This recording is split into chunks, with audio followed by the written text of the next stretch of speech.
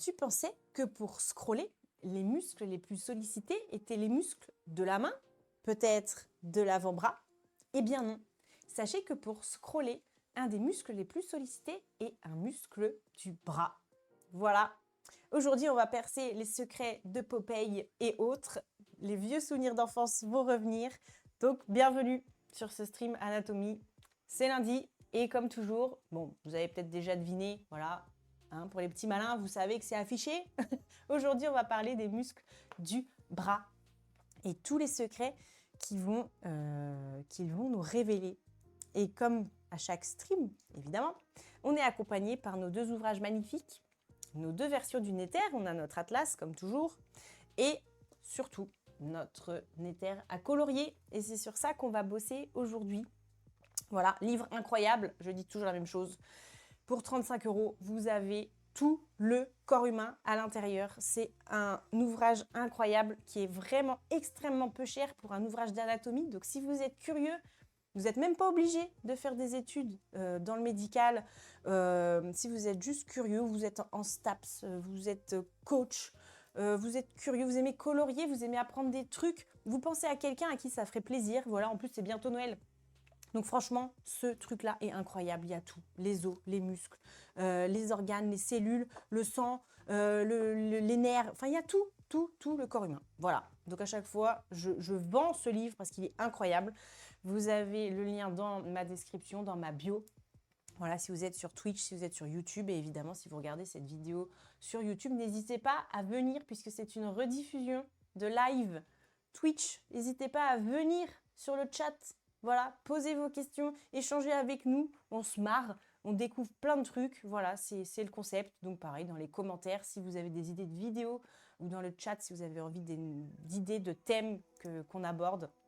Surtout, n'hésitez pas, hein, c'est pas un truc magistral, loin de là. Moi, je suis là aussi pour retrouver avec vous des vieux souvenirs et découvrir encore des nouveaux fun facts. Voilà, des trucs qu'on s'en douterait même pas. Et bien, c'est ce qui va se passer aujourd'hui. Et les muscles de l'avant-bras, pas du tout, les muscles du bras vont nous réserver, là aussi, plein de secrets, je le sais et je le sens. Voilà, on va découvrir, on va lire et on va découvrir toutes les infos de tous ces muscles et on va évidemment les colorier. Voilà. On est y par, mes amis. Donc, comme d'hab, hein, dans le chat, surtout, vous me posez des questions, vous m'interrompez. C'est pas du tout un cours magistral, hein, loin de là, hein, je suis pas prof. Hein. Je suis pas prof. Hein. Ben, c'est y part. Je regarde, mon retour, il est bon, je vous ai... Faut pas que je vous perde. Il faut pas que je vous perde en même temps. Le chat, voilà. On met ça ici et on met ça là. Et on est parti. Tac. Let's go. Alors, bah le bras déjà, parlons-en. Parlons-en, c'est quoi le bras? En anatomie, le bras, c'est pas tout ça. Le bras, c'est que cette portion-là. C'est que la portion où il y a l'os humérus. Quand on veut parler de tout le bras, on dit le membre supérieur. Voilà. Donc on a bras, avant-bras, parce que sinon, pourquoi l'avant-bras s'appellerait l'avant-bras? Voilà, avant-bras, bras, bon, évidemment poignet, main, etc., etc. Donc tout ça, ça constitue le membre supérieur. Nous, on va aujourd'hui s'attaquer qu'aux muscles du bras. Donc évidemment, vous connaissez les plus connus. On a le biceps qui est à l'avant, le triceps qui est à l'arrière, mais il y en a d'autres dont on ne parle jamais. Il y en a d'autres. Il y en a trois autres qui sont méconnus. Le coracobrachial, le brachial et l'enconé. Ok? Ne faites pas dire ce que j'ai pas dit, c'est l'enconé. Vous allez voir, on va les découvrir ensemble. Donc déjà, le bras, c'est la région entre épaule et coude, voilà, avec l'os humérus. Il est divisé en deux loges. On a déjà commencé à en parler. Donc, il y a la loge d'abord antérieure et postérieure. Enfin, il n'y a même pas une notion d'ordre. Hein. Il y a la loge antérieure et la loge postérieure. voilà, qui vont être divisés, comme d'habitude, par des septum. Et les septum, c'est quoi? C'est du tissu conjonctif, du tissu blanc nacré. Enfin voilà, je me répète encore et encore. Donc j'espère que maintenant, grâce à moi, vous saurez qu'est-ce que c'est le fascia, le tissu conjonctif et tout, puisqu'il y en a partout dans le corps. Il y en a partout. En fait, si vous regardez, je ne sais pas si ça va bien se voir. Il faudrait que je vous le montre sur une planche. Il faudrait que je vous le montre sur une planche d'une étayère. Sur une planche d'une étayère. En fait, là, c'est des coupes successives. En fait, c'est comme si, là, attention, le sabre de samouraï revient. Ils ont tranché à 3 étages différents le bras. Donc, ça, ben, forcément, ça fait des sortes de tranches de steak. Hein, ça, c'est pas très glam. Et ils les ont retournés pour qu'on puisse les regarder. Donc, c'est une image de coupe, en fait. C'est une coupe, c'est une tranche. Et on voit, il y a du tissu, en fait, là, blanc, qui délimite les zones musculaires. Et bien, toutes ces zones blanches-là, qu'il y a entre tout cette espèce de tissu interstitiel-là, ben, tout ça, c'est du tissu conjonctif, c'est du fascia, c'est le tissu blanc nacré que vous voyez quand vous allez au rayon boucherie ou à la boucherie. C'est tout cette espèce de nappe blanche et nacrée qu'il y a autour du muscle. Voilà. Ça, c'est du tissu conjonctif. C'est un des tissus conjonctifs, parce qu'il y en a plein. Il y en a plein. Même le sang est un tissu conjonctif, pour vous dire. Si je pouvais vous montrer en couleur, ça serait plus parlant. Alors, est-ce qu'ils les ont mis, ces coupes? Normalement, oui. Là. Alors, désolé, hein. Voilà. Toujours petit disclaimer sur ces sessions-là, bah, il y a des images d'anatomie, de coupe, de trucs un peu bizarres des fois. Voilà, donc là, c'est une image de coupe du bras. Donc les 3 tranches de steak, là. Les 3 tranches de steak, avec bah, évidemment l'os au milieu, la peau, hein, le tissu graisseux sous-cutané, tout le paquet vasculo-nerveux, là. Et vous voyez en blanc, je ne sais pas si ça se voit bien, mais en blanc, là, vous avez tous ces tissus blancs nacrés, voilà, qui entourent les muscles. Et voilà, vous en avez ensuite là, voilà, certaines portions plus épaisses qui vont représenter des tendons, qui vont représenter voilà, des fascias. Voilà. Et on a, il faut que je vous trouve exactement les septum. Les septum, donc c'est les zones vraiment de séparation. Je ne sais pas s'ils vont bien les montrer. Je ne sais pas s'ils vont bien les montrer. Attendez, je regarde. Je regarde un... C'est pas flagrant. Attendez. Fascia brachiale, machin. Je trouve pas de planche pour bien vous montrer le septum latéral.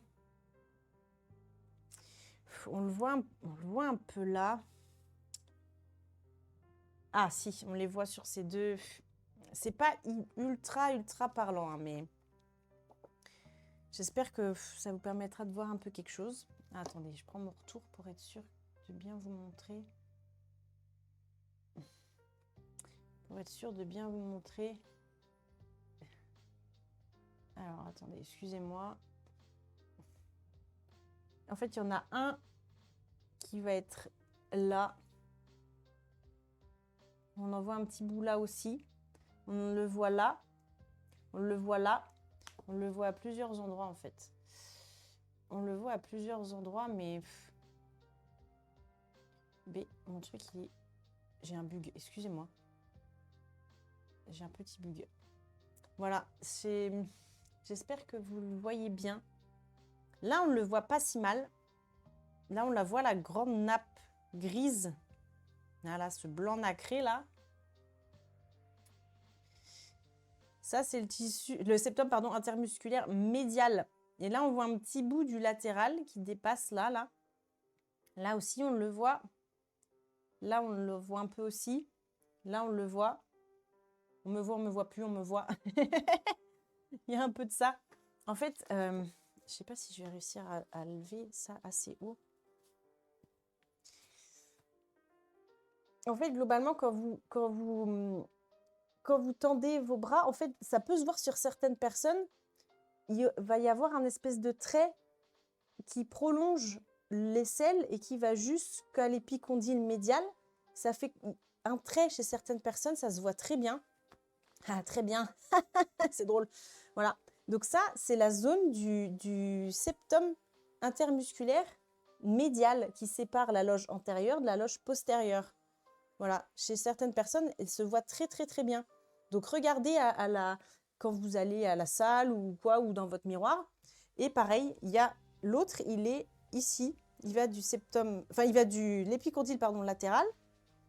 Voilà. Et il se prolonge après jusqu'au deltoïde environ. Voilà. Et c'est le septum latéral. Voilà, ça peut très, très bien se voir chez certaines personnes. Donc, c'est vraiment imaginez deux cloisons qui vont séparer l'avant et l'arrière du bras. Voilà, il y en a vraiment un là de chaque côté pour délimiter l'arrière et pour délimiter l'avant du bras. Voilà, on le revoit un petit peu là aussi. Là, le septum médial, il est là. Il y a une zone blanche. Voilà, et elle se prolonge. D'ailleurs, à l'intérieur du bras, vous pourrez sentir battre votre artère brachiale. Si vous mettez vos 3 doigts là à l'intérieur du bras, vous allez sentir battre, vous allez sentir la pulsation de cette artère là, l'artère brachiale. Vous allez la sentir. Ça se sent très très bien. Très facile à sentir celle-ci. Voilà. Tchouk. D'ailleurs, je ne vous ai pas demandé si le niveau son était bon. Je ne vous ai même pas demandé au niveau du son ce que ça donnait. Voilà. Comme d'habitude. Comme d'habitude. N'hésitez pas à me faire un retour s'il y a quoi que ce soit. Hop, là, on est bueno. Je vérifie mon retour. Il faut toujours que je surveille un peu. Donc, la loge antérieure, elle contient qui? Elle va contenir les muscles dont l'action principale est de fléchir le coude et ou l'épaule. Donc, la loge antérieure, pour le dire autrement, c'est la loge des fléchisseurs. Voilà.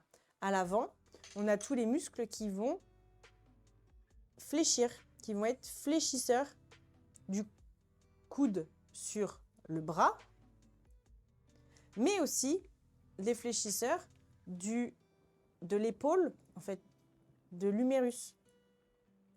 Entre guillemets, on ne fléchit pas un humérus, mais vous m'avez compris. Donc, ils vont être à la fois fléchisseurs du coude et fléchisseurs de l'épaule.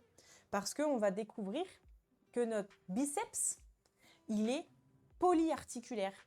Polyarticulaire, ça veut dire qu'il traverse en pont au-dessus de plusieurs articulations. Donc, il traverse le coude, il traverse aussi l'épaule. Donc, lui, il va réussir à avoir une action sur 2 articulations. Donc, il est polyarticulaire. Voilà, comme on est polyglotte, on parle plusieurs langues, par exemple. Et bien là, lui, il est polyarticulaire. Il s'occupe de plusieurs articulations.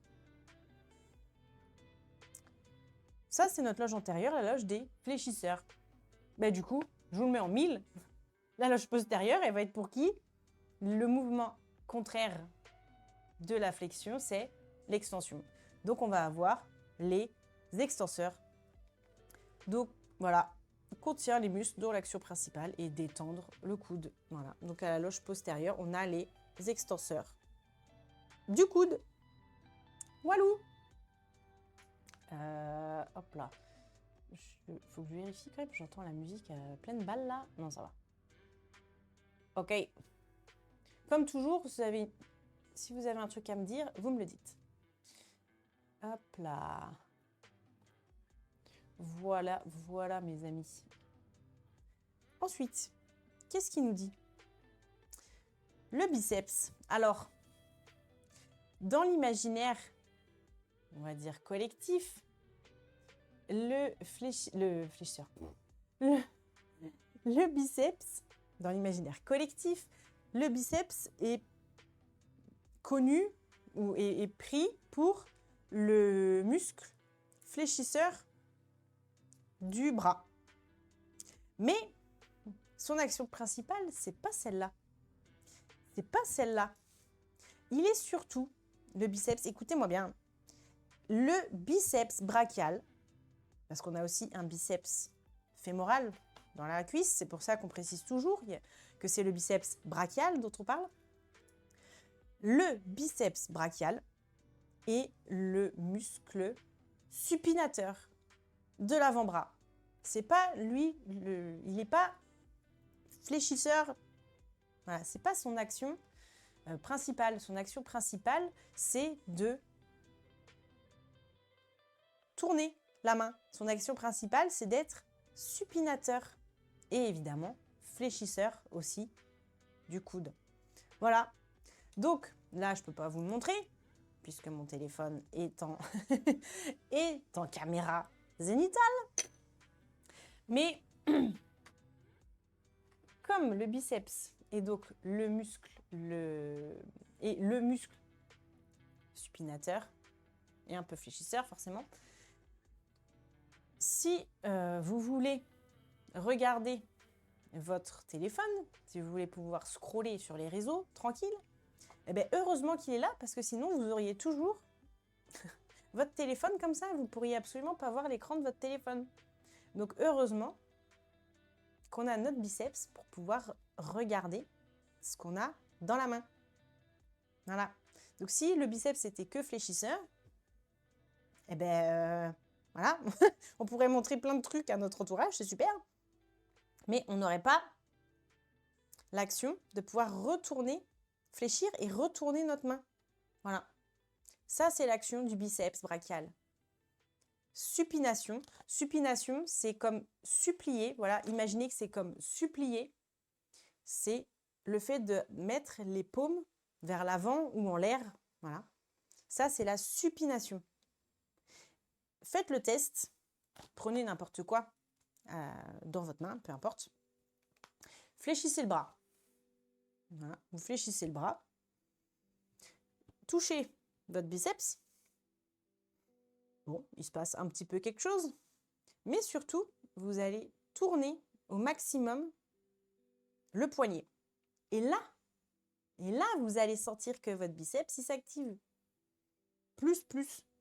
Parce qu'en fléchissant, bon voilà, il s'active un petit peu, forcément. Mais dès que vous allez faire une supination de la main, là, vous allez voir qu'il s'active. Et d'ailleurs, c'est ça qui rend un peu rigolo les concours. Tout ce qui est un peu bodybuilding, tout ça là, c'est le fait de bouger le poignet, ça va faire bouger en fait le biceps, puisqu'on enclenche la pronosupination. Donc, dès qu'on va faire les mouvements de poignet comme ça, voilà. C'est ça qui rend le truc un peu rigolo. Voilà. Je sais pas si... Je vais essayer de vous... Je sais pas si ça sera très parlant sur moi. Mais voilà. Si vous fléchissez et que vous faites les mouvements en fait de pronosupination, vous allez voir le biceps qui se met en action ou pas. Voilà. Là, ça, c'est contraction maximale. Voilà. Donc, vous penserez à moi. Vous penserez à moi maintenant, dès que vous voudrez regarder quelque chose. Voilà. Sinon, en effet, il n'y aurait que des rectos, comme dit Saya. On ne pourrait jamais voir... Voilà. On ne pourrait jamais voir les deux faces de quelque chose. Il n'y aurait que du verso ou que du recto, quoi. Heureusement que la nature nous a dotés d'un muscle qui nous permet de retourner les choses. Ça nous permet toujours de voir les deux côtés des choses. Il y a toujours un bon et un mauvais côté. Donc ça nous permet toujours de voir les deux faces de quelque chose. Tout simplement. Donc voilà, le biceps, c'est le muscle supinateur par excellence. Et il est aussi évidemment un peu fléchisseur. Voilà, du coude et du bras. C'est pas rien, hein. Rien que là, ça y est, c'est tout un monde qui s'effondre. Rien que là, il y a tout un monde qui s'effondre, mes amis. Hein. Voilà, le biceps est un muscle supinateur puissant sur l'avant-bras fléchi. Voilà. Évidemment, il développe toute son action sur un coude fléchi parce que sur un coude tendu, on va avoir aussi les muscles de l'avant-bras qui vont se mettre en jeu. Mais voilà, le plus puissant supinateur, c'est le biceps brachial. Voilà, au même titre que pour la hanche, le plus puissant fléchisseur de la hanche, c'est l'iliopsoas. Voilà. Et pas le quadriceps. Voilà. Et voilà. Il est utilisé pour visser chez un droitier ou pour dévisser chez le gaucher. C'est pour ça d'ailleurs que le sens des vis a été mis dans ce sens-là, en fait. Comme le biceps est un puissant supinateur, voilà, dès qu'on veut visser quelque chose, mais c'est beaucoup plus facile de faire le sens de vissage. Voilà, ils ont fait je ne sais pas comment on appelle ça, mais le sens de rotation. Si quelqu'un a le mot dans le chat, je prends. Mais voilà, ils ont créé les outils, etc. parce que on peut développer plus de puissance grâce au biceps en faisant tourner les vis dans ce sens-là, dans le sens des aiguilles d'une montre, dans le sens horaire. Voilà. Et ben, désolé pour les gens qui sont gauchers et donc un peu en minorité, fatalement. C'est l'inverse, ils auront plus de puissance pour dévisser les choses. Voilà. Concernant les fléchisseurs de la loge antérieure, le muscle brachial est le fléchisseur le plus puissant de l'avant-bras et non le biceps qui est le muscle sur lequel porte l'attention en muscu. Car en fait, on attire l'attention. Quand on fait de la muscu, on se focalise sur le biceps parce qu'il a un côté esthétique. Voilà, c'est le galbe. C'est le galbe esthétique qui plaît, qui attire. Et voilà, donc on se focalise dessus parce que son relief est bien visible. Mais c'est pas lui c'est pas lui le fléchisseur le plus puissant, c'est le brachial. Lui, c'est le supinateur le plus puissant. Voilà. Les muscles des loges brachiales antérieures et postérieures vont être résumés. Voilà, ci-dessous. Donc, et évidemment, le triceps, on le rappelle, il est extenseur. Il est extenseur et stabilisateur aussi du coude. Il va verrouiller. Il va verrouiller l'articulation pour éviter qu'il y ait pas une sorte de tiroir, mais qu'il y ait une instabilité. Vous voyez, le fait que l'articulation ne soit pas bien verrouillée, il pourrait rester une sorte de léger flou. Voilà. Donc, le triceps va être là pour verrouiller, pas une sorte il y a des gens qui ont une hyper-extension des coudes, les femmes surtout, ont en fait une sorte de récurvatum sur le coude, moi la première. Et donc, le triceps, il permet de verrouiller et éviter qu'au niveau articulaire, ça crée des sursollicitations ou une instabilité. Voilà, c'est aussi son rôle, le triceps brachial. Mes crayons. J'ai besoin de mes crayons. Qu'est-ce que c'est que cette histoire? Tac. Donc, on va colorier. Biceps. Biceps, on va cliché. Oui, je rappelle toujours en anatomie, il y a un consensus. Les muscles, c'est rouge. Voilà. Ou des teintes chaudes, du violet jusqu'au jaune orangé. Parce que jaune, c'est les nerfs. Rouge, en général, c'est aussi les artères, mais là, on ne devrait pas trop se confondre puisqu'on ne mélange pas les deux. Mais en général, quand on est en cours d'anat, voilà, les muscles sont toujours coloriés dans des teintes chaudes. Voilà. Les gauchers ont plus de facilité à utiliser. Oui, souvent, c'est vrai que les gauchers, en fait, ils peuvent être ambidextres. Donc, au final, voilà, les gauchers, si vous avez quelque chose à dire là-dessus.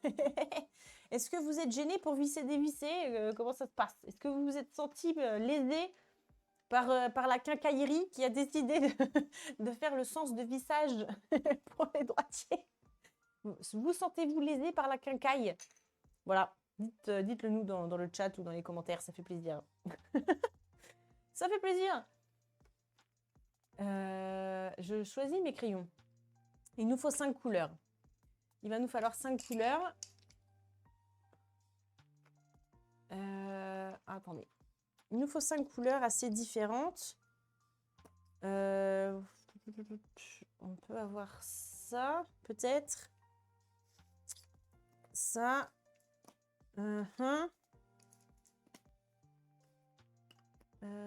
Voilà. Et éventuellement, on va avoir vraiment plus de contraste. Si on prend ces couleurs-là, on est pas mal. Si on prend ces couleurs-là, on sera peut-être pas si mal. Quoique, j'en ai 3 marrons. Je vais peut-être laisser celui-là quand même, ça devrait aller. Parce que l'autre est vraiment, vraiment foncé. Donc, mode cliché activé. On va faire un bon biceps. Le bon biceps brachial en rouge. Le cliché du muscle. N'ayons pas peur. Voilà, le cliché. On va le faire en rouge.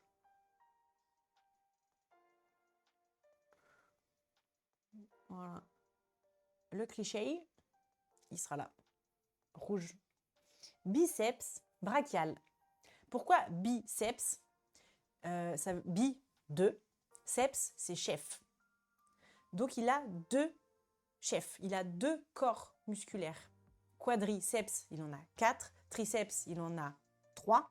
Voilà, c'est une dénomination pour nous rappeler qu'au niveau anatomique, ce muscle aura 3 portions, 4 portions, 2 portions. Voilà, c'est comme ça qu'ils ont été nommés et ça nous aide. L'anatomie, souvent, tout est dans le nom. Hein. Biceps brachial, bah, c'est le muscle qui a 2 chefs au niveau du bras. Bah, c'est lui. Voilà, c'est ça le biceps brachial, c'est celui-là. Et on le voit bien. Il a son chef long et son chef court. Voilà, on voit bien qu'il a 2. Il a 2 chefs. Voilà. 2 chefs biceps. Tout est dans le nom dans l'anatomie, je vous le dis. Le chef court. Il va du sommet de la coracoïde de la scapula. Oui, chef. Chef, oui, chef. Mon Dieu, l'autorité. L'autorité, le retour. Le chef court. Alors, bizarrement, le chef court, c'est celui qui va le plus loin. Mais bon, écoutez, c'est comme ça. Le chef court, des fois. On prend comme ça bien. Il est là. Et on rappelle, on l'avait fait sur une planche. Alors, où est la planche sur l'épaule? Voilà. On rappelle que ça, c'est une omoplate ou scapula. Il y a un petit crochet qu'on appelle la coracoïde qui est là. Vous pouvez la sentir, la coracoïde. Vous suivez le sillon, on appelle ça le sillon deltopectoral. Donc, c'est le sillon qu'il y a entre le deltoïde, qui fait le galbe de l'épaule, là, le muscle en V, là, et le pectoral. Tout le monde connaît le pectoral, le grand pectoral. Et bien là, quand vous regardez quelqu'un, ça fait un sillon ici. Je vais vous le montrer si vous ne voyez pas trop c'est quoi. Vous allez voir tout de suite c'est quoi. Voilà. Le sillon deltopectoral, c'est ça. Ça se voit très bien. Donc, c'est cette zone-là. Ça, c'est le sillon deltopectoral. Vous appuyez un petit peu fermement quand même dedans. Bon, allez pas vous faire mal non plus, mais c'est quand même un petit peu en profondeur, la coracoïde. Vous remontez. Et à un moment donné, vous allez sentir un pic. Vous allez sentir une petite pointe osseuse là.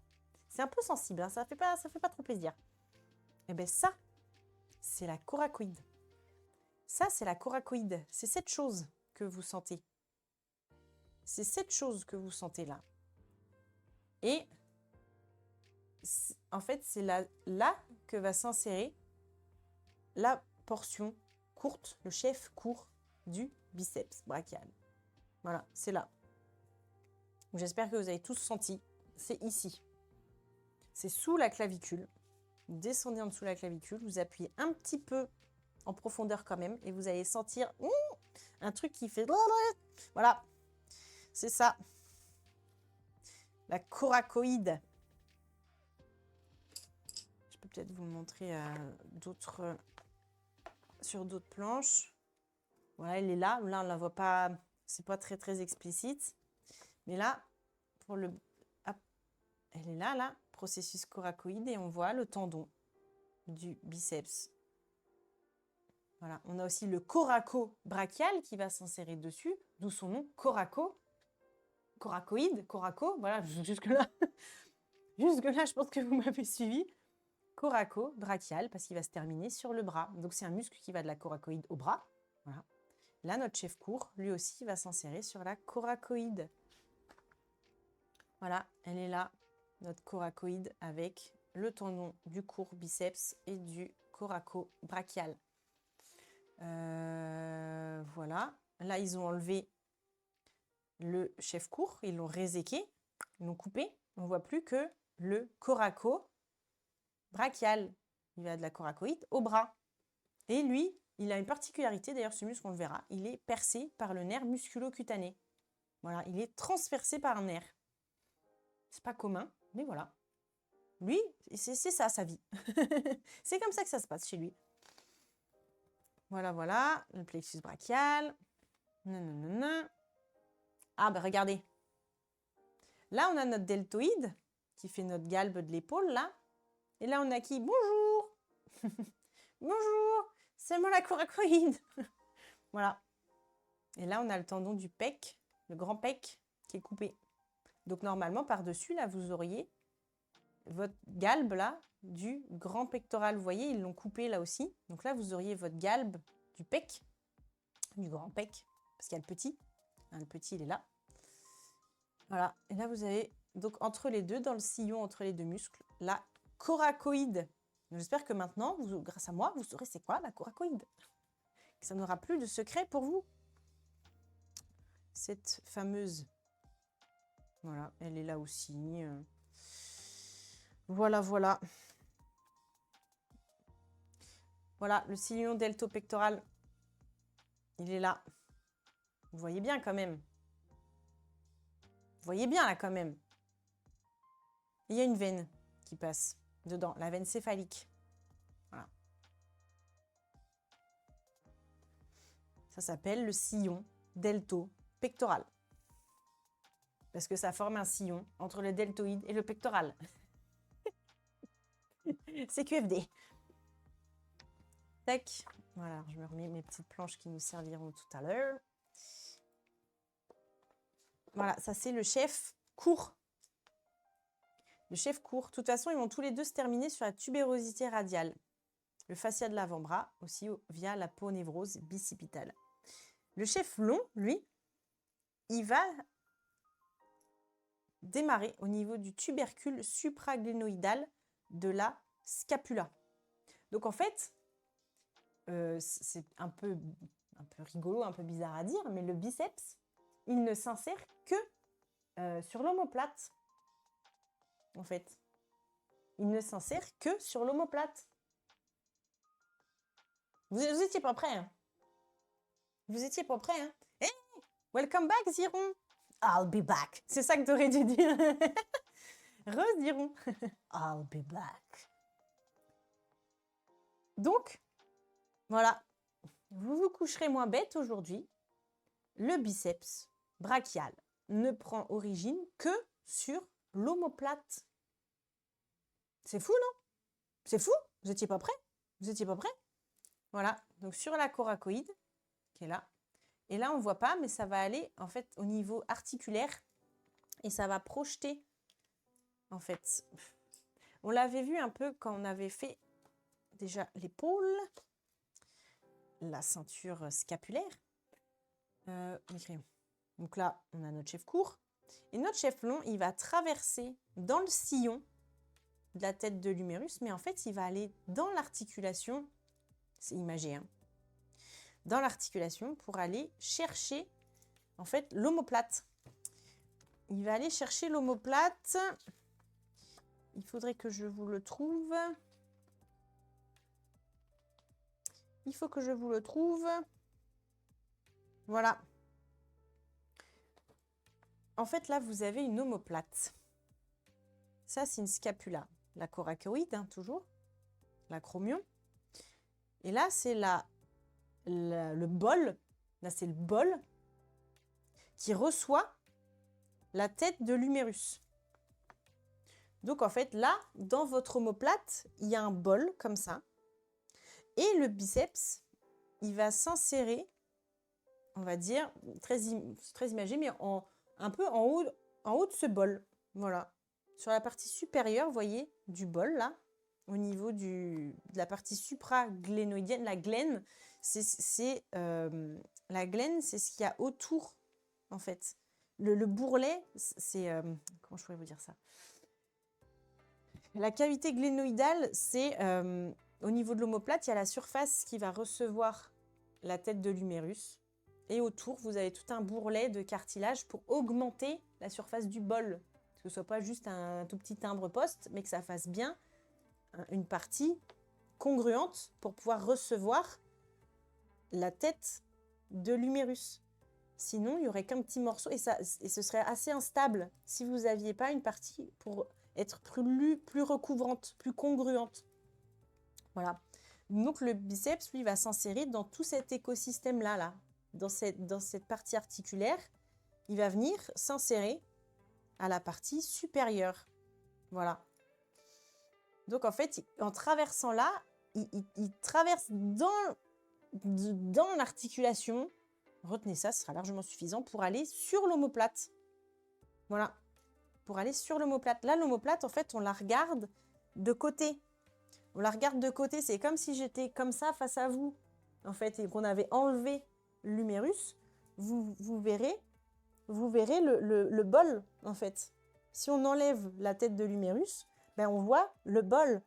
Et le biceps, il vient s'insérer, voilà, dans le bol. Et la tête passe en dessous. Voilà. La tête, vous voyez, va passer en dessous. Donc le tendon, il va chapeauter comme ça la tête de l'humérus. Et il va glisser. Il va glisser après le long du bras. Voilà. Le long de l'humérus. J'espère que vous avez un petit peu réussi à comprendre parce que c'est pas facile de voir parce qu'il y a tellement de structures articulaires. C'est compliqué d'isoler ce tendon. C'est un peu compliqué de l'isoler, quoi. Voilà, donc j'espère que vous avez compris ce que je voulais vous dire. Voilà, son insertion, vous voyez, si on n'a que la partie osseuse, j'espère que vous allez voir, parce que c'est tout petit, hein.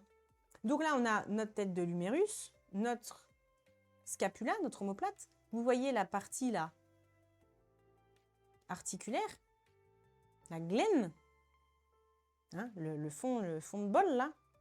Ça, là, le fond de bol, c'est ça.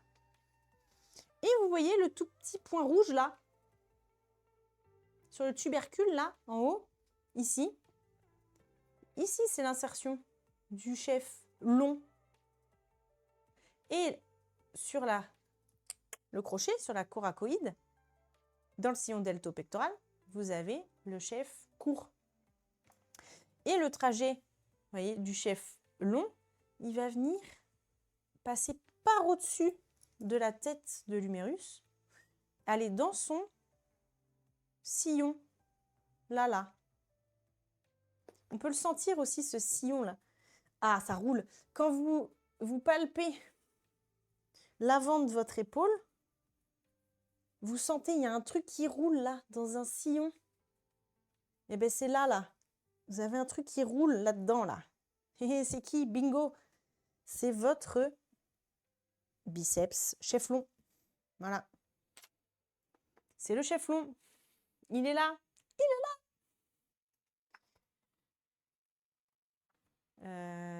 Voilà, vous voyez ça là. Vous palpez cette chose là. Ce truc qui roule là. Ce truc qui roule dans un sillon là. Oh, ça fait un peu tort. Voilà, vous êtes tous en train de le faire. Je sais que vous êtes tous en train de le faire. Vous avez plutôt intérêt d'ailleurs. Non, je rigole. L'autorité, le retour. Vous avez plutôt intérêt. Sinon, je quitte cet établissement. Tac. Donc ça, c'est notre biceps. les deux insertions, chef court, chef long. Et ils vont tous se terminer sur qui? Au niveau du radius. Radius, on vous surveille. Le radius, c'est l'os qui est côté du pouce. Voilà, c'est le radius. Et bien, le biceps, il va venir se terminer sur la... Juste en dessous de la tête du radius, il y a une tubérosité. Et bien, c'est là qu'il va se terminer. Vous pouvez le sentir là aussi. Si vous fléchissez votre bras au milieu, en fait, vous allez voir le tendon. En fait, vous allez voir le tendon. Je ne sais pas si vous voyez... Je regarde mon retour. Je ne sais pas si vous verrez bien. Au milieu, là, ici, en fait, vous avez le tendon. Voilà. Vous avez le tendon du biceps. Voilà. Et il descend. Si vous le suivez, il descend, en fait, jusqu'au niveau de l'avant-bras. Il descend jusque là. Si vous fléchissez un petit peu votre bras, vous allez le sentir. Fléchissez votre coude, pardon. Vous allez le sentir. En fait, ça descend jusque dans l'avant-bras. Voilà. Il descend jusque dans l'avant-bras. Donc, il est polyarticulaire. Vous avez bien compris. Il traverse déjà l'épaule, une articulation, et il va traverser en pont par au-dessus le coude. Deuxième articulation. Donc, il est polyarticulaire. Il va se terminer. Alors, est-ce qu'on le voit un petit peu, le loulou, là? Sur la planche. Vous voyez, il traverse, il descend loin, hein. Il va jusque dans l'avant-bras. Donc, il est au milieu du coude et il descend jusqu'au niveau de l'avant-bras. Jusqu'au niveau de la tubérosité, là, on le voit encore, il descend, il descend, il descend. Il a une projection. Là, il a une projection, pareil, de fascia. Vous voyez, là, ce tissu blanc nacré. Une projection dans la peau névrose et dans la peau. Hop. Et il va venir se terminer sur cette chose. Ça, c'est un coude, hein, évidemment. Ça, c'est la fin de l'humérus. Radius ou ulna cubitus. Ulna ou cubitus. On va y arriver. Radius. Et cette tubérosité, là, ce petit carré, ce petit cube, là, qui dépasse, il est pour le biceps. Voilà. Cette tubérosité, là, elle est pour le biceps. Il va venir s'insérer là-dessus. Ici, là. Sur ça. Voilà. Sur ça. Tendon du biceps. Donc, là aussi. Biceps, là. Sur la tubérosité du radius. Et d'ailleurs, là, on la voit à la radio aussi. Vous voyez bien, ça fait un petit décroché en carré, là. Un petit décroché cubique, rectangulaire, si on veut. Voilà. C'est la traction du muscle qui a fait sortir cette tubérosité, qui a tracté et donné cette forme. Voilà, elle est là aussi, la tubérosité radiale. On voit, hein, il y a un décroché dû à la traction de ce tendon. Là. Est-ce qu'il y a d'autres... Non, là, on va passer sur les muscles de l'avant-bras. Voilà. Il se finit donc sur la tubérosité radiale. Dès que vous entendez tubérosité quelque chose, c'est une bosse, c'est une excroissance osseuse. Oui, souvent, il y a une insertion tendineuse dessus. Voilà. Au niveau du calcanéum, au niveau du talon, du tendon d'Achille, c'est pareil, il y a une tubérosité, la tubérosité calcanéenne. Voilà, sachez-le, il y en a à plein d'endroits. Dès que vous entendez tubérosité, c'est une bosse osseuse liée à la traction d'un tendon. En fait, c'est là où s'insère un tendon. Voilà, numéro 1. Et là, d'ailleurs, pour protéger le tendon, puisque vous avez vu qu'il traverse une gouttière, là, il traverse une gouttière osseuse, il y a un manchon autour, comme une chaussette. Il y a un manchon autour, voilà, du tendon. notre biceps de Popeye, là. Il est innervé par le nerf musculo-cutané qu'on a vu, hein, qui traverse le coracobrachial. Il est innervé par ce nerf-là.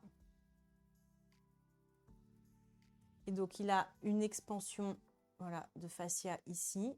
Et sinon, il descend, voilà, jusqu'à l'avant-bras, au niveau de la tubérosité radiale. Muscle supinateur. Voilà. Et un peu fléchisseur. Mais surtout supinateur.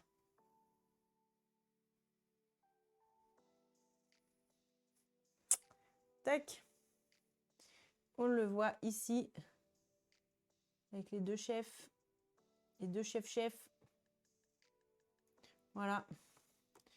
Les deux chefs. Et là, ils fusionnent pour ne former ensuite au milieu du bras qu'un seul corps musculaire. Hop là. Acquis. Voilà. Le 1. Toc. Voilà. Toujours là, le 1. Hop là. Voilà. Ça, c'est notre biceps brachial. Alors, nerf musculo-cutané, donc qui provient des vertèbres cervicales C5, 5e cervicale, 6e, 7e, donc les 3 dernières cervicales. Son action, supinateur de l'avant-bras fléchi, fléchisseur de l'avant-bras sur le coude et légère flexion du bras. Donc là, ça a été mis dans l'ordre décrescendo. Surtout supinateur d'un avant-bras fléchi. Donc voilà, c'est lui qui va vous permettre de regarder votre téléphone. Sinon, c'est pas possible. Sinon, vous seriez comme ça. Un peu compliqué. Elle est jolie, votre coque de téléphone, mais bon, voilà quoi. Vous auriez vite fait le tour. Donc, c'est lui qui permet de regarder un livre, de regarder une feuille de papier, enfin, de regarder ce que vous tenez dans la main, votre téléphone. Voilà, c'est lui qui permet ça. Il est légèrement fléchisseur. Et il est légèrement fléchisseur aussi. Voilà, en raccourcissant, ben, vous imaginez bien qu'il va monter l'humérus. Voilà, devant l'omoplate, très légèrement. Donc, c'est décrescendo. Surtout supinateur, un peu fléchisseur et un peu fléchisseur de l'épaule. Toc. Et notre clinique, puisqu'on est à fond dans notre biceps là, et que c'est ça qui m'a donné envie de faire ce stream ce midi, c'est la rupture du biceps brachial. Ultra connue, ultra redoutée. Voilà. Elle survient souvent au niveau des tendons proximaux. Voilà, et plus rarement au niveau du ventre. Donc en fait, c'est un muscle qui ne va pas en fait se déchirer dans son corps musculaire, mais c'est un muscle qui va se désinsérer, il va se détacher des os, il va s'arracher en fait. Il va s'arracher soit au niveau du haut, ses insertions hautes, soit au niveau de sa terminaison basse. Voilà. Le tendon bicipital présente le taux le plus élevé de rupture spontanée de tous les tendons de l'organisme. Ça survient habituellement chez les personnes de plus de 40 ans, en association avec des ruptures de la coiffe, surtout avec un rapport élevé ou de poids répété. La rupture du tendon du chef long, c'est la plus fréquente. Donc cette portion-là, c'est la plus fréquente. Là, monsieur, c'est ici que ça a pété. Ça arrive chez les sportifs sur des actions où le tendon, en fait, où le muscle demande un effort très très important avec une résistance en face qui est très importante. Et en fait, le muscle, il développe tellement de puissance que ça arrache le tendon de son insertion osseuse. Il y a des vidéos qui circulent aussi sur Internet de personnes sur des bras de fer. Pareil, le muscle demande tellement, sur une résistance tellement élevée bam, pareil. Le tendon, en fait, ne supporte pas la charge demandée et ça va arracher carrément, en fait, l'insertion. Donc, il ne va pas se déchirer dans son corps. Il va complètement se désinsérer. Voilà. Et ça peut donner des signes qu'on appelle le signe de Popeye. En fait, votre biceps, il va, alors que ce soit en haut ou en bas, hein, mais vous allez voir le tendon qui, bloup, soit va remonter. Donc, vous allez avoir une boule musculaire comme une pomme. Au lieu que ce soit un beau biceps, vous allez avoir bloup, une pomme qui va remonter. Ou alors, bloup, une pomme qui va descendre. Donc, le corps musculaire s'affaisse. Voilà. Parce qu'il n'est plus retenu en haut ou en bas. Donc, il va soit remonter, soit descendre. Et ça va vous faire une petite boule. Voilà. Musculaire. Donc, on appelle ça le signe de Popeye. Voilà. Un signe clinique. C'est pour la culture. Voilà. Et là, en l'occurrence, pour parler de monsieur, lui, ils sont allés réinsérer par un double ancrage. Voilà. Ils ont tressé des fils qu'ils ont passés dans le tendon. Ils ont accroché ce fil à une ancre. Ils ont percé la tubérosité radiale. Ils l'ont percé avec les 2 ancres. Et en fait, c'est des ancres, imaginez, c'est un peu comme de la cheville mollie. Voilà. Et une fois que les ancres, elles sont rentrées, elles ont 2 pics comme ça de chaque côté, qu'une fois que c'est rentré, en fait, les ancres ne peuvent plus ressortir de l'os. Voilà. Et le tendon donc est réarrimé, si je peux dire, il est réattaché, c'est pas très français ce que je dis, bref, à l'os. Et après, le tendon, il va recoloniser, il va se ressouder, voilà, il va recoloniser sur l'os. Voilà. Donc là, c'est ça qui est arrivé, notamment, je parle d'expérience. Voilà. Salut, Chant. Coucou. C'est ta main et ton épaule. Hello, bienvenue. That's my hand and my shoulder. Head and shoulders. Let's go. Donc voilà, ça c'est l'atteinte du biceps brachial, une des plus fréquentes. Donc c'est carrément une désinsertion. C'est rarement une rupture dans le corps. Voilà, c'est pas le muscle qui s'étire ou se déchire de l'intérieur. Vraiment, il lâche. Il lâche complètement. Voilà. Ça, c'est bon. Si on parlait... Alors, attendez. On va faire une couleur qui ne pourra pas être confondue. Voilà. On va le faire en marron. On va parler maintenant de notre coracobrachial.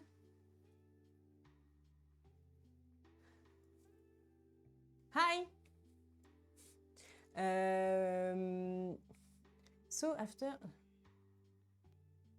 Oh là. Do you speak French or not at all? Tac. Donc... I wish.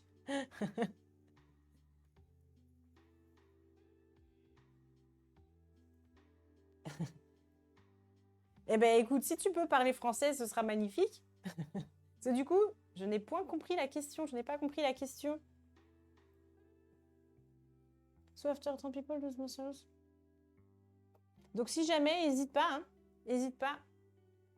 Ah! After. Ah, ok. After 30. Ok. Ah, bonne question. Est-ce qu'après 30 ans, les personnes perdent de la masse musculaire? C'est ça la question? Je pense que oui. Mais est-ce que c'est l'âge exact? Je ne suis pas sûre qu'il y ait d'exactitude. Il y a des variabilités, évidemment, chaque individu est propre. Mais avec l'évolution de l'âge, globalement, le corps va perdre en muscles et il va remplacer ses muscles par de la graisse. Donc plus on avance dans l'âge, moins on est musclé et plus notre masse graisseuse, voilà, notre rapport masse musculaire, masse graisseuse va changer au profit de la graisse et au détriment des muscles. Mais à quel âge? Bonne question. Alors, je vais essayer de chercher comment on pourrait dire ça? musculaire, on va mettre ça comme ça. Physiologique, hein. Au profit de la graisse. Alors, à partir de quel âge? Mais en tout cas, la rupture du biceps, elle est assez fréquente à partir de 40 ans. Enfin, c'est un trauma qui arrive chez les personnes plutôt d'âge mûr, enfin voilà, d'âge moyen, voire personnes âgées. Il n'y a pas toujours de réparation chirurgicale d'ailleurs. Chez certaines personnes, les personnes âgées, ça ne vaut pas le coup, ça prend trop de risques d'opérer, donc parfois ils laissent comme ça. Si un seul des chefs est atteint, ça peut rester comme ça. C'est toujours un débat entre le bénéfice et le risque qu'on prend. Voilà, mais ici, c'est pas possible, hein. On est obligé de... Là, un jeune, on ne le laisse pas comme ça, hein. Surtout quand ça pète au niveau de l'insertion distale. Voilà. Mais ça, ça arrive plutôt chez la personne d'âge plus mûr ou trauma du sportif. Trauma, voilà.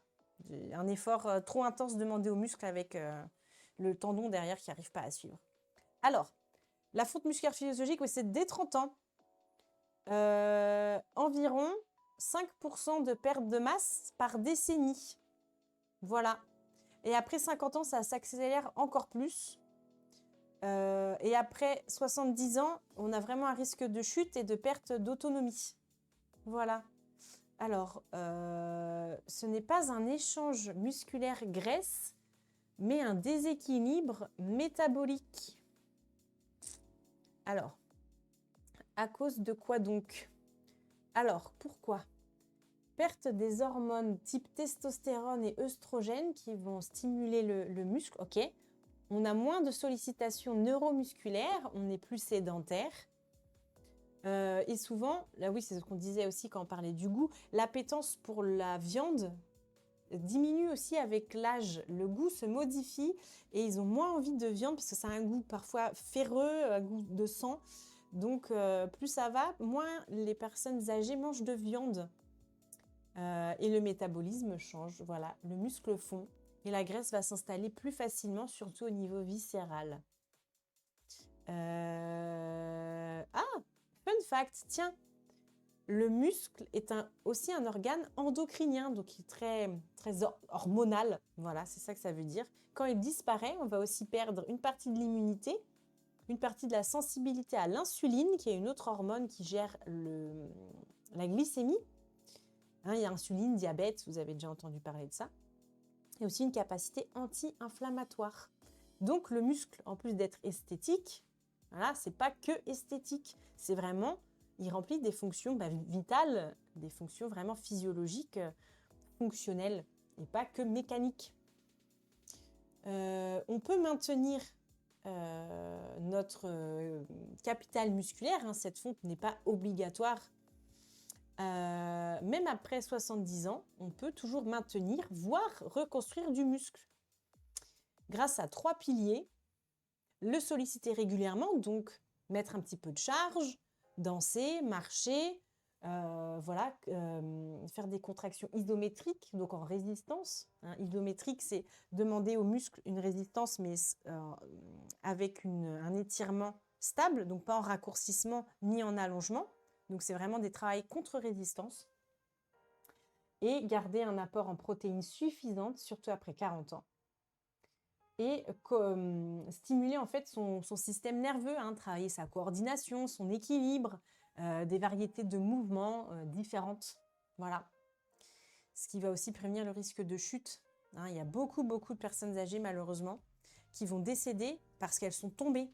Des conséquences d'une malheureuse chute. Et c'est dramatique. Ça, c'est dramatique. Voilà. Voilà, mes amis. Donc, merci beaucoup. Merci beaucoup pour la question. Hein. Merci beaucoup. Hein. Voilà, j'espère que vous avoir répondu. J'espère que vous m'avez compris, surtout. Mais merci pour la question. Et coucou JD. Comment ça va? Bienvenue. Bienvenue ce midi sur le stream Anatomie. Comment ça va depuis quelque temps là? Comment ça va? Tac. Voilà. J'espère que tu as passé une bonne semaine et un bon week-end. Là, on est sur les muscles du bras. Voilà. Loge antérieure, loge postérieure, on a déjà parlé du biceps, qui est quand même un sacré muscle. Le cliché du muscle du bras. Voilà. Et là, on va parler maintenant du coraco-brachial. Tac. Et d'ailleurs, Saya, merci pour la traduction, ça fait plaisir. Merci pour la traduction, ça fait trop plaisir. J'ai une modération, moi, qui est au taquet. Hop là. On avait dit qu'on partait sur du marron pour le coraco-brachial. Alors, toujours en recherche d'emploi. Ah oui, il n'y a même pas de mission intérim, c'est déprimant. Oh non! Oh non! Ben moi, ça va super, merci beaucoup. Merci beaucoup, ça va. Ça va bien, on se lundi. Passez un très bon week-end. Très très bon week-end. Samedi bien rempli et dimanche, pareil, famille. Bien rempli tout ça. Ouais, ici ça a l'air d'aller. Hein. Ça y a dit que la vie était belle, donc j'estime que ça veut dire, je suppose que ça veut dire que tout va bien. Que tout va bien. Ah, attends. Parce que toi, tu as eu ton diplôme il n'y a pas longtemps. Toc. Et du coup, même pas une mission, quoi. Rien. Déprimant. Déprimant. Ça existe l'intérim dans le développement web? Moi, je savais même pas. Je savais même pas que ça existait. Toc. Donc, le coraco-brachial. Il va pas falloir que je me trompe de ligne, hein, parce que je suis championne pour ça. Vous me surveillez. Hein. Le coraco-brachial, on a commencé à en parler. C'est celui-là là, qui est derrière une face un peu plus profonde que le biceps et qui va être traversé par le nerf musculo-cutané.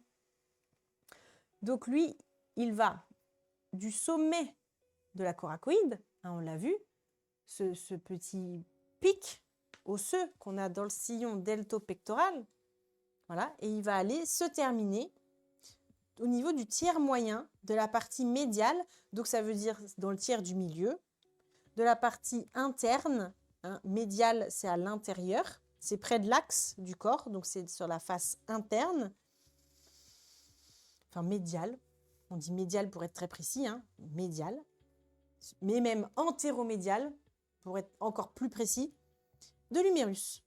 Donc voilà, en gros, il va de la coracoïde à la moitié de l'humérus à sa face interne, enfin médiale. Et il est traversé par le nerf musculo-cutané qui va aussi l'innerver, fatalement. Puisqu'il passe là, autant laisser quand même quelques branches, c'est quand même mieux. Son rôle, c'est d'aider voilà, la flexion et l'adduction de l'avant-bras au niveau de l'épaule. Donc, il va faire un petit peu, quand il va se raccourcir, forcément, il va faire un peu de flexion. Et quand il va se raccourcir, comme il est à l'intérieur du bras et que la coracoïde est là, quand il va se raccourcir, il va aussi ramener en fait, le bras. L'adduction ADD, c'est ramener vers l'axe du corps. Voilà. Donc, c'est un muscle qui va être fléchisseur et aussi, il va permettre de ramener le bras contre le corps. Voilà. Ou croiser. Voilà. En tout cas, il va rapprocher le bras du corps. Ça, c'est le coraco-brachial. Numéro 2. On avait vu un petit peu tout à l'heure. Hop là. Attendez, je retrouve ma planche. Voilà. Alors, qu'est-ce que vous me racontez? La croix des juniors. Ah ouais? En quelque sorte, c'est des agences qui déploient leurs développeurs. Hein? Ah ouais? D'accord. Ah, mais je ne savais pas du tout, tu vois. Ben écoute, on te souhaite vraiment courage. Hein. Et toi, à toi aussi, on va créer un canal. On va créer un canal qui va traverser l'Atlantique et qui va aller jusqu'à toi, en passant par moi, pour t'envoyer plein voilà, plein de courage et plein de bonne chance et plein d'offres de travail, à plus savoir laquelle choisir. Ce serait magnifique d'avoir l'embarras du choix.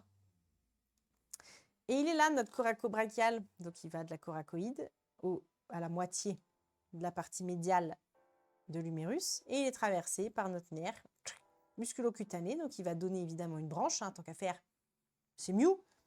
et qui va donner aussi son innervation, on le verra, au brachial. Et il innerve aussi notre biceps, ce nerf. Tac. Donc lui, on va le colorier en maroon. Le coraco. À chaque fois, ils me font rire parce qu'ils mettent les légendes pas du tout dans l'ordre du tableau. Donc, faut pas se tromper de ligne. Hein. Quand on lit, pop, il faut vraiment pas se tromper de ligne. Hein, parce que le coraco-brachial, c'est le marron. Le biceps, c'était rouge. Voilà. De coraco. La légende. N'oublie pas la légende. Voilà. De... Peut-être ça va vous faire trembler dans tous les sens. J'essaye de faire attention. Là, on a hop, toujours notre biceps qui a été réséqué, qui a été coupé là, qui va jusqu'au radius. Voilà, tubérosité radiale. Qui a son chef court, son chef long. Voilà. Toc. Et notre coraco-brachial qui est là. Voilà, il est là.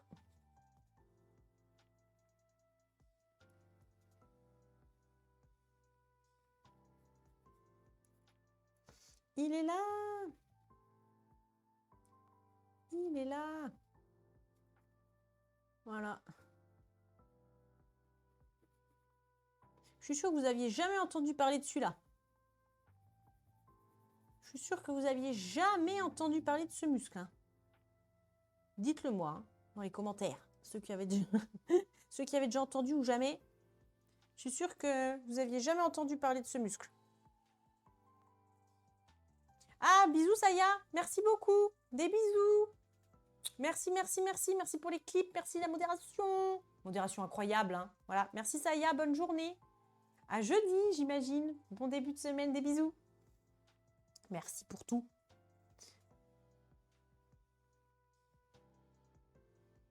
Ben oui, Saya est québécois. Enfin, il habite au Québec, il est français, mais il est au Québec. Donc là, comment vous dire que c'est l'heure d'aller, hop là, se lancer dans sa journée. Voilà. Donc notre coraco-brachial, ben voilà, vous voyez bien qu'il va être que dans le premier tiers du bras, puisqu'après, ben, il n'est plus là. Il s'arrête, voilà, à la moitié du bras. Notre 2. Next. Hop. Ça, c'est vu. Ensuite, on va prendre comme couleur du rose. Du rose, ça fait plaisir. Ah ben on la voit là, la ponévrose là, qu'on parlait au début là. Notre septum là, intermusculaire médial, il est là. Donc, on continue avec notre brachial, qui lui est le muscle fléchisseur. C'est le fléchisseur du coude sur le bras. Le biceps, c'est surtout le supinateur. On a dit, c'est le supinateur du bras.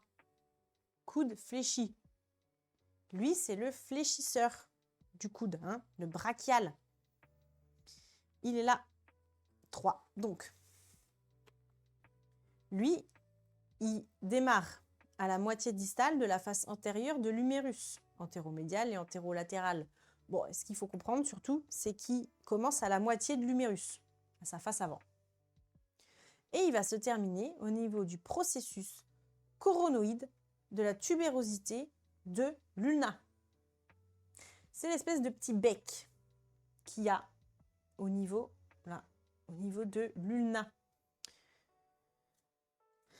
Alors, je vais vous montrer ça. Voilà.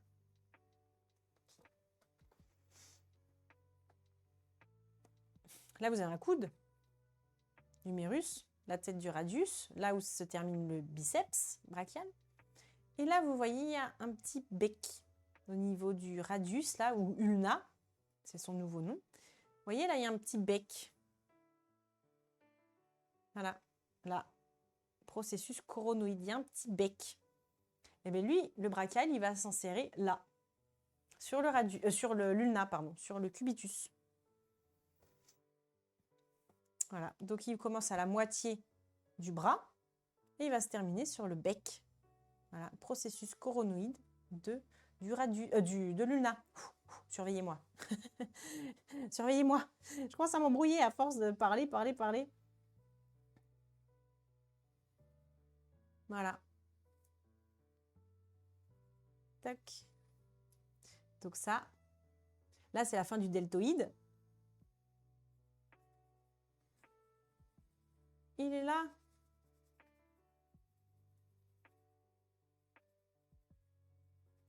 Ça, c'est le brachial. En 3. Donc lui, ben, il ne va pas être à la première coupe, puisqu'on a du coracobrachial, mais on n'a pas encore du brachial. Donc à l'autre coupe, ben, on va avoir disparition du coracobrachial, mais apparition du brachial. Qui est là? En 3. J'ai un peu dépassé là. C'est pas ouf mon truc. Ça dépend, ça dépasse. Voilà, ça dépend, ça dépasse. Voilà. Tac. Ah bah d'ailleurs, je vais pouvoir l'épingler celui-là. Si vous voulez colorier d'ailleurs, voilà. Si vous voulez colorier avec nous, n'hésitez pas à aller trouver ce magnifique bouquin. J'ai mon lien Amazon évidemment, mais vous pouvez l'acheter. Ça m'encourage. Ça encourage mon travail, mais vous pouvez l'acheter où vous voulez. Voilà, vous pouvez vous acheter ce livre pour 35 balles, 40 balles. C'est vraiment pas cher. C'est vraiment pas cher du tout pour un livre d'anatomie. Et vous avez tout le corps humain. Les os, les muscles, les organes, les nerfs, les cellules. Il y a tout là-dedans. Voilà, l'anatomie à colorier, Atlas Netter, incroyable. Voilà, vous apprenez tout en coloriant. Et c'est super sympa. Voilà, je vous ai épinglé le message dans le chat. Notre brachial, lui, il est aussi innervé par le musculo-cutané. Et il est fléchisseur. Voilà, dans toutes les positions. Il est fléchisseur du coude. Tac. Là, on est bueno. Comme d'hab, s'il y a des questions, n'importe quoi, vous m'interrompez. Hein. Ce n'est pas un truc magistral. Hein. Si ça vous fait penser à des trucs, ah tiens, voilà, vous me le dites. Ah ben mince, j'ai oublié 3, il est là aussi. Il est là aussi. Forcément. Il n'est pas qu'au milieu. Il n'est pas qu'au milieu. Il va jusqu'au bout, lui. Il va jusqu'au bout. Voilà. Désolée. Hein. Hop, hop, hop, hop. De toute façon, il faut toujours que j'oublie un morceau. Hein. Faut vous habituer, surveillez-moi. Voilà. Toujours j'oublie un morceau. Et d'ailleurs, on voit sur les coupes, là, vous voyez, l'humérus, là, il est rond. Là, il est de section ronde. Et là, il s'aplatit. Il ressemble à une espèce de raviole, là. En fait, il s'aplatit pour petit à petit donner cette forme de palette. La palette humérale. Voilà. Donc, en haut, au-dessus, il va être rond. Et plus ça va aller, plus il va s'aplatir. Voilà. Pour donner cette forme de palette humérale. Voilà. Petit fun fact. Petit fun fact. Mais il va nous rester 2 muscles. Les 2 muscles de la loge postérieure. La loge postérieure du bras, c'est pour les extenseurs. Pour tendre le coude. Donc, on a le muscle ultra connu. Le triceps. Voilà. Notre triceps brachial. Pourquoi triceps brachial? C'est important parce qu'en anatomie, on a le triceps aussi sural. Le triceps sural, il est où? Il est au niveau du mollet. Voilà. Le triceps sural est au niveau du mollet, qui se termine par le tendon d'Achille. Voilà, c'est le muscle du mollet, c'est le triceps sural. Donc, on a 2 triceps dans le corps. Au niveau du mollet et au niveau de l'arrière du bras. Voilà le pourquoi du comment. Et notre triceps, quelle couleur on va le faire, lui? Orange. C'est joli, orange. Ça change. Ça change. Triceps brachial. Voilà. Et lui, il a 3 chefs. Il aurait un chef long, un chef latéral et un chef médial. Voilà, il en a un de chaque côté et un au milieu. Le chef long, il s'insère au niveau du tubercule infraglénoïdal de la scapula. Ça ne vous rappelle pas le chef long de quelqu'un d'autre? En fait, au niveau de la glène de l'omoplate, on a les 2 chefs longs. On va avoir le biceps au-dessus et le triceps en dessous. Ça peut être un petit moyen pour vous en rappeler un petit peu plus, voilà, un peu plus facilement. Alors, attendez. Voilà. Voilà. Si vous avez donc là votre omoplate, hein, l'humérus, la clavicule, si vous regardez votre omoplate au-dessus, donc de la tête de l'humérus, au-dessus, vous avez là, au niveau de l'omoplate, au-dessus de la glène, il y a l'insertion du chef long du biceps brachial. Et en dessous, vous avez l'insertion du triceps brachial chef long. Voilà. Donc quand vous regardez une omoplate, si je me mettais de profil à vous, si je me mettais de profil, on verrait ça. Donc si je suis de profil, qu'on enlève mon humérus, ma tête de l'humérus, on verrait le bol qui reçoit la tête de l'humérus. Au-dessus, il y aurait le tendon du biceps brachial et en dessous, vous auriez le tendon du triceps brachial. Voilà. Donc vous avez le bol et au-dessus, vous avez un tendon et en dessous, vous avez aussi un autre tendon, entre guillemets. C'est très imagé, mais déjà, si vous retenez ça, c'est magnifique. C'est magnifique, magnifique, magnifique, ma chérie. Voilà, ça c'est l'insertion du chef long. Le chef latéral, il est à la face postérieure de l'humérus. Voilà, il est derrière l'os humérus. Et le chef médial, il est à la face postérieure aussi de l'humérus, sous le sillon radial. Voilà. Donc, vous, ça ne sert à rien de retenir tous ces détails. Ce qui compte, c'est qu'il y en a un au niveau de l'omoplate, sous l'insertion, là, sous le bol qui reçoit la tête. Voilà. Regardez, il est là, là. Notre chef long. Vous voyez, hein, là c'est l'omoplate qui reçoit la tête de l'humérus. Et bien, sous ça, vous avez l'insertion du chef long du triceps. Et après, les 2 autres chefs, ben, ils s'insèrent tout simplement sur l'humérus. Ça suffit largement à retenir. Ça suffit, mais largement. Tac. Donc, ça on a vu. Et il se termine où? Face postérieure du processus olécranien de l'ulna et fascia de l'avant-bras. Donc, il va s'insérer un peu au niveau des fascias qui sont sous la peau, etc. Voilà, dans l'avant-bras. Mais surtout, il va s'insérer sur l'olécrane. L'olécrane, c'est quoi? C'est ça. C'est le pointu du coude, là. Ça, c'est l'olécrane, ça s'appelle. Ça s'appelle l'olécrane. Ça, là. Quand vous tendez le bras, il y a une zone osseuse, là, au milieu d'une masse musculaire. Voilà, ben c'est tout simplement notre olécrane. Alors, voilà, c'est ça. Là, on a une main de dos, un avant-bras de dos. Mais vous avez votre olécrane, ça s'écrit comme ça. Olé comme olé en espagnol et crâne comme crâne. Olécrane. Voilà. Et d'ailleurs, il existe des fractures de l'olécrane. Si vous tombez sur le coude, des fois, vous pouvez vous fracturer l'olécrane. C'est une portion du cubitus, de l'ulna. Voilà. C'est une portion de l'ulna ou radius en ancienne nomenclature. Alors, regardez, hop, si je vous mets un coude, voilà. Là, vous avez toujours un avant-bras de dos. Voilà. Sur l'olécrane, on a qui? Tendon du triceps brachial. Voilà, c'est la fin du triceps. Derrière le coude. Derrière le coude. Voilà. Là, toujours un triceps brachial qui a été coupé. Voilà. On le voit là, ce tendon. On le voit, ce tendon.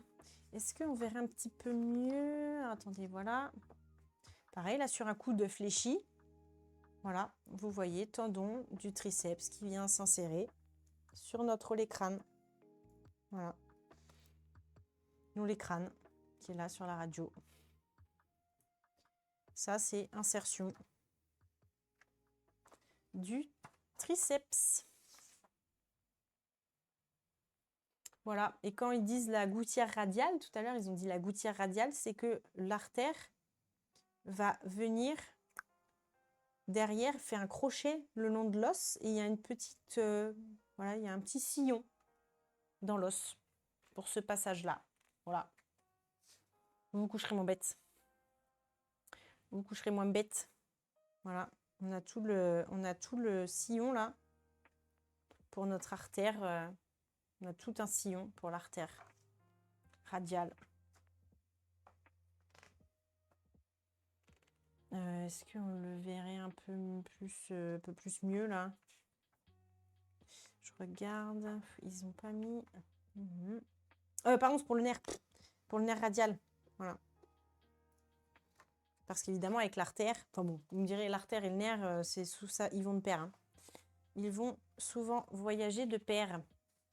Hein, vous voyez, dans toutes les parties où il y a des artères, et souvent il y a les nerfs qui viennent avec. Hein. Voilà. De toute façon, voilà.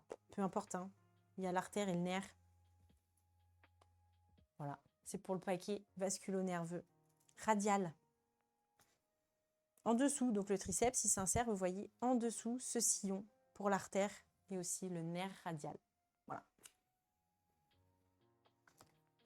Hop. En orange, notre triceps. Lui, il va être innervé, bah forcément, le plus proche de lui, c'est le nerf radial, puisqu'il y a le sillon juste au-dessus. Son action, c'est d'être l'extenseur de l'avant-bras. Voilà, il va tendre le bras par rapport au coude. Enfin, il va étendre le membre supérieur. Le chef long va être stabilisateur de la tête de l'humérus et adducteur au niveau de l'épaule, humérus en abduction. Voilà. Donc, il a aussi un rôle par son chef long, ici, de stabilité de la tête de l'humérus. Voilà. Donc, il fait de l'extension, mais il a aussi un rôle de stabilisation. C'est ce que je disais, hein, pour pas que ça se balade dans tous les sens, il va être capable de rectifier ça avec des mouvements abduction, adduction, etc. Voilà, donc retenez surtout qu'il est stabilisateur de l'épaule et aussi il peut verrouiller, il va pouvoir verrouiller le coude pour donner de la stabilité au niveau du coude. Donc c'est en gros, le triceps, c'est un stabilisateur aussi du membre, enfin voilà, du membre supérieur. Pas du poignet forcément, mais surtout coude, épaule. Et c'est l'extenseur. Voilà. Extenseur du bras. Du coude et du bras. Voilà. Tuc. Ensuite. Donc 4. Voilà. Notre chef long qui est là.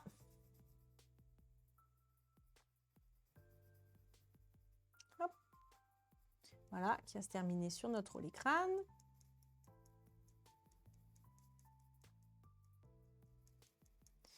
Voilà, et les chefs ensuite. Là, on a le latéral. On a le chef médial qui était là. Hop, déjà colorié. Ça, c'est le 4, notre triceps brachial. Voilà, là, ils ont retiré les chefs.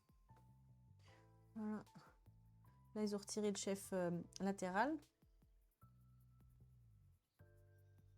Donc là, on voit son insertion sous la tête de l'humérus, au niveau de l'omoplate, la scapula. Scapula, c'est le nouveau nom de l'omoplate. Voilà, et là, on a notre chef en dessous. Voilà, médial, ici. chef médial, chef latéral qui a été récliné, réséqué et récliné.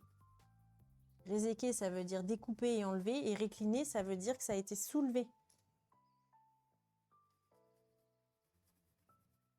Voilà.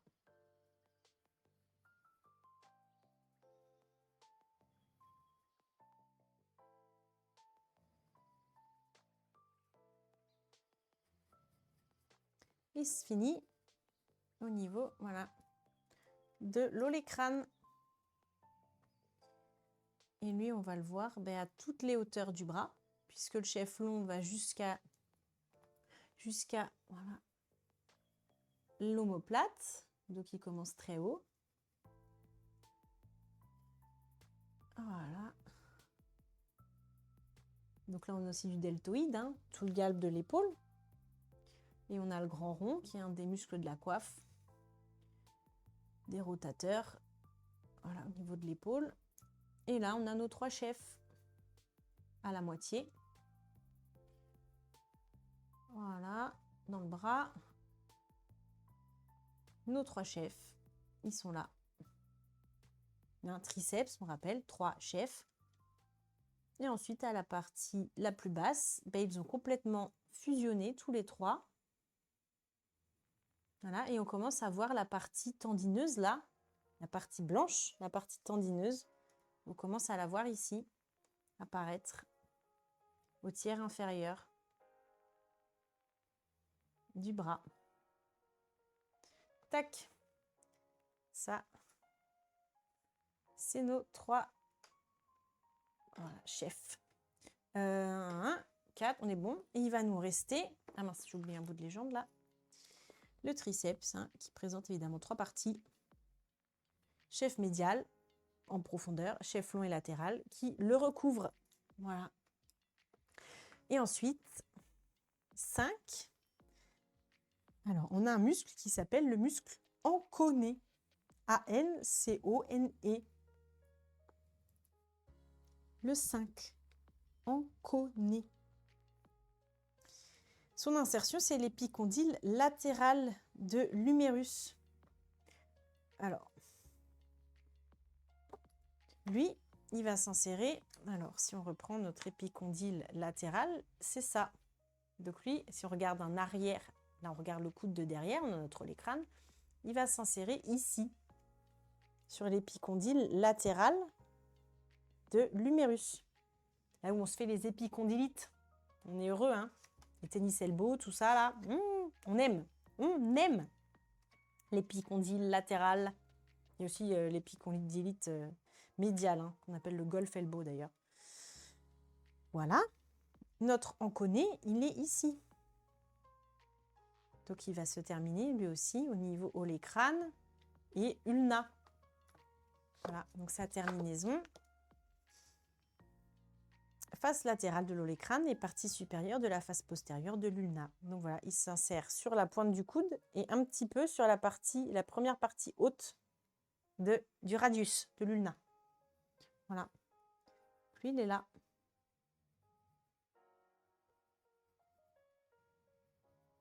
On en connaît. Hop. Acquis.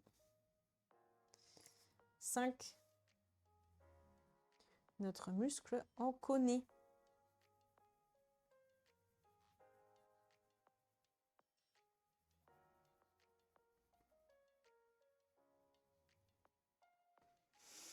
Hop là. 5, je n'ai rien oublié. Et donc, lui, il n'est pas dans ces coupes-là, puisqu'on est sur des coupes qui apparaissent sur l'humérus. Lui, il est après au niveau du coude en tant que tel. Hein. Donc, il est plus bas. Donc, il n'apparaît pas sur les coupes. Voilà. Lui, il est innervé aussi par le nerf radial. Et il va assister le triceps dans l'extension de l'avant-bras. Et il est abducteur de l'ulna en pronation. Donc, quand la main est en pronation, il va permettre à l'avant-bras d'aller légèrement sur le côté. Voilà. C'est ça. son petit rôle à lui. Voilà, vous ne le connaissiez pas, j'en suis sûre, mais maintenant vous saurez qu'il existe un muscle, on connaît, qui vient assister le triceps. Voilà. Je vérifie si j'avais pas d'autres trucs un petit peu rigolos à vous dire tant qu'on est ensemble. Ah oui, chez certains primates, le triceps, enfin les muscles extenseurs, sont proportionnellement beaucoup plus développés que le biceps. Voilà. Donc en fonction du mode de vie et de déplacement, etc. et de l'évolution, voilà. Eh bien, certains primates ont plus besoin de leur extenseur que de leur fléchisseur du bras. Enfin, du coude. Voilà, sachez-le. C'est drôle. Et forcément, le bras, même l'avant-bras, poignet, main, enfin tout le membre supérieur, développe beaucoup d'énergie et de précision surtout pour tous les muscles, pour tous les mouvements, pardon, même du quotidien. Juste prendre un verre d'eau et le porter à sa bouche et boire, ça va solliciter énormément de muscles, énormément de précision. Donc, toute cette mécanique est vraiment... c'est un truc de pointe, quoi. C'est vraiment magique. Le fait qu'on soit bipède et qu'on puisse utiliser des outils, etc., avec nos bras, en fait, ça a développé toute une ingénierie biomécanique au niveau de nos membres supérieurs qui est quand même assez folle.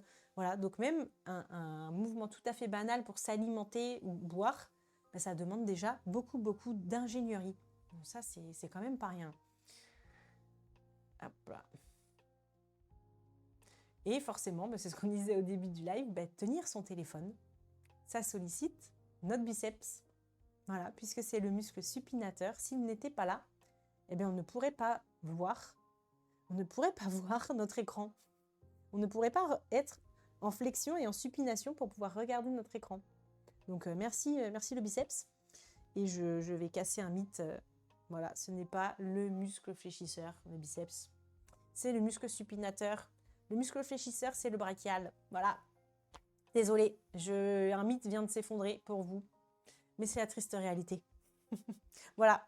Il est beaucoup bossé, ce biceps, pour son côté esthétique, hein, ce galbe qui est chouette. Mais il est surtout supinateur. Le fléchisseur, c'est le brachial, qui est beaucoup moins... voilà. Qui est différent, qui est moins glam. Mais c'est lui, le fléchisseur du coude. Qu'est-ce que je voulais vous dire d'autre?